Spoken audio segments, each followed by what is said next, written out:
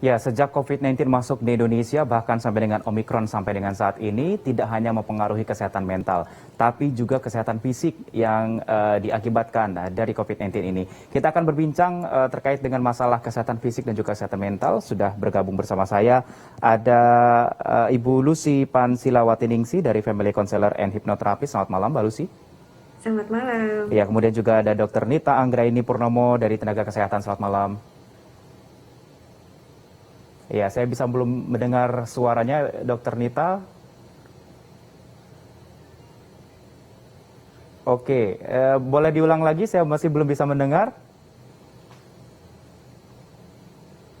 Oke, sambil saya menunggu audio dari... Ya. Iya, Ya. oke, terima kasih Selamat Dokter Nita. malam. Selamat malam. Oke, saya ke Dokter Nita terlebih dahulu deh.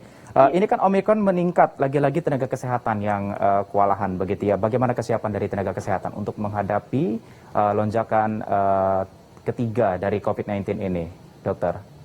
Ya, insya Allah kita semua tenaga kesehatan di Indonesia pastinya tidak bakal lari ya. Karena apa? Karena terbukti yang gelombang kedua kemarin kita semua bekerja sama dengan masyarakat ya.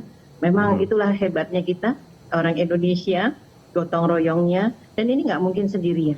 Jadi nggak mungkin tenaga kesehatan saja, pastinya semua lini termasuk RT RW, terus dari kepolisian, angkatan darat, dinas kesehatan pastinya itu bekerja sama. Kalau tidak akan bisa kita menurunkan angka kasus gelombang kedua itu dengan secepat itu, dan itu sudah diakui WHO.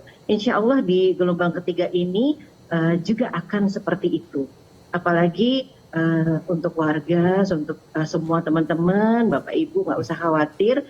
Omikron itu dia kan menjadi saluran pernafasan atas ya, makanya kenapa dia lebih mudah menular, itu karena itu. Tapi kalau Delta itu kan dia di saluran pernafasan bawah, sehingga fatality-nya mungkin lebih besar.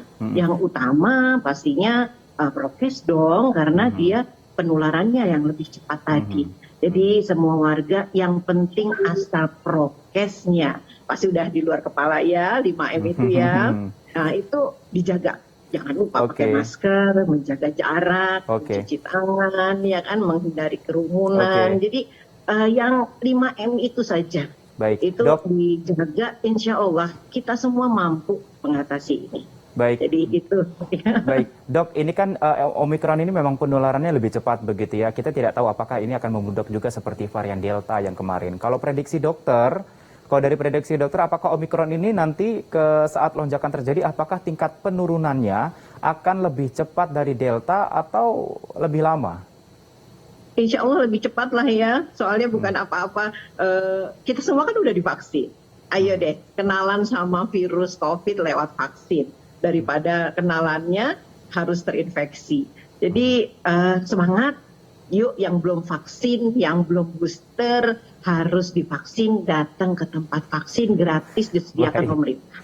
Harus kenalan jadi ya Dok, padahal tidak banyak yang nggak mau kenal gitu ya. Iya, nanti akhirnya virus COVID itu ya just it gitu kan, sama seperti virus-virus lain yang sudah bisa kita kita tangani, yang kita bisa ya seperti flu biasa aja. Jadi tenang aja, yang penting prokes, jangan lupa vaksin supaya kenalan badannya sama virus COVID tadi.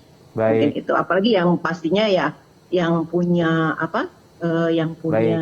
seperti lansia ya, lansia, anak-anak, terus yang punya penyakit penyerta, wajib lah. Baik. Saya ke Mbak Lucy. Mbak Lucy, COVID ini sempat melandai di DKI Jakarta. Tidak di DKI Jakarta, bahkan se-Indonesia juga sudah mulai melandai begitu ya. Tidak hanya menyerang ke kesehatan fisik, tapi juga menyerang ke kesehatan mental. Bagaimana dari sisi psikolog? Apakah ini mempengaruhi kesehatan mental seseorang begitu? Ya, memang COVID ini dari awal pandemi ya membawa kecemasan ya buat masyarakat, dan terutama buat mereka yang memiliki komorbid ya, kalau tadi Dokter Nita bilang.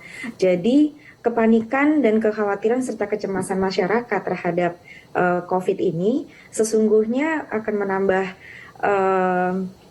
meningkatkan, justru menurunkan imunitas tubuh sebenarnya.